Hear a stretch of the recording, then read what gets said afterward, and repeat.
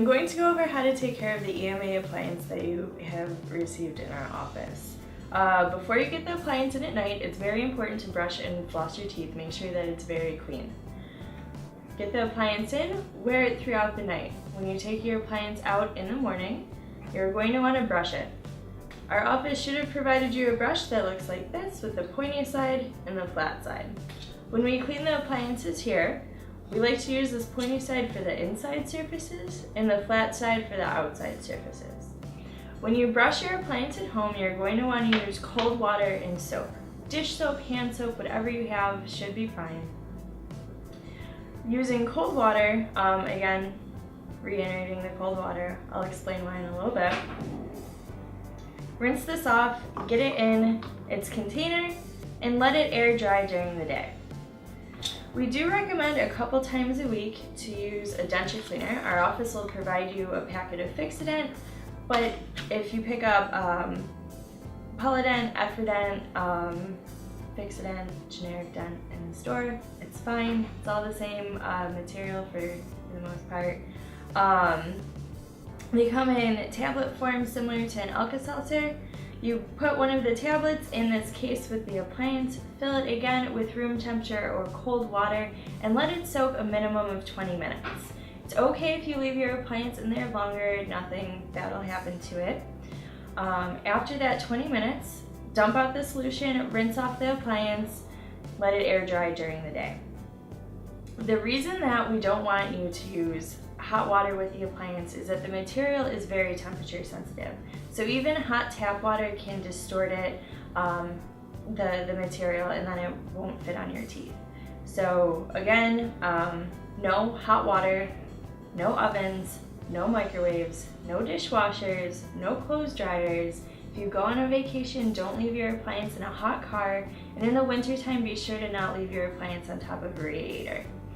We also recommend to make sure the appliance is stored in a very safe spot that isn't accessible by dogs. We've had a number of patients who left their appliance on their nightstand and their dog ate it while they were at work during the day.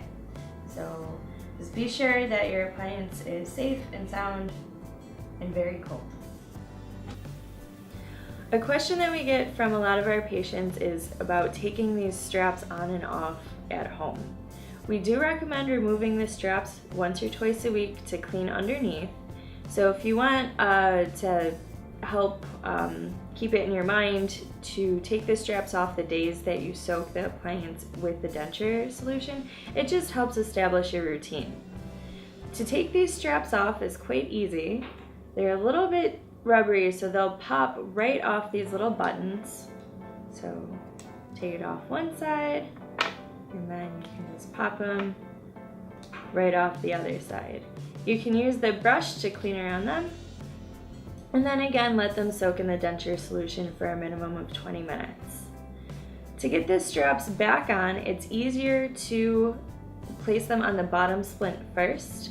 An easy way to tell the difference between the top and the bottom is the bottom has these blocks on the biting surface. The top doesn't have that. When you have your strap, you'll notice that there's a number printed on the one side. Make sure that number is facing out. Just helps the straps go on a little bit easier. These buttons on the side are teardrop shaped, so it's easiest to get that point through the hole. And then you can kind of just use your finger to push the strap up and over the rest of the button. Give it a little wiggle to make sure it's on, and then switch to the other side. Again, you're going to hook this strap on that little teardrop point, and then use your finger to push the strap up and over. Again, giving it a little wiggle to make sure it's seated. Then you can take the top portion. Here I like coming in at an angle to hook that point, and then kind of just using my fingers again to roll the strap up and over the rest of the button. And this side. Point. And then roll it on.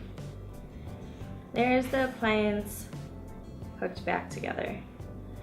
One thing to keep in mind while you are putting the straps on is to not squeeze the appliance from one side or the other, because it can cause a fracture to start on the midline. So if you noticed while I was placing these straps, I grabbed the appliance from one side or the other just to help keep it protected.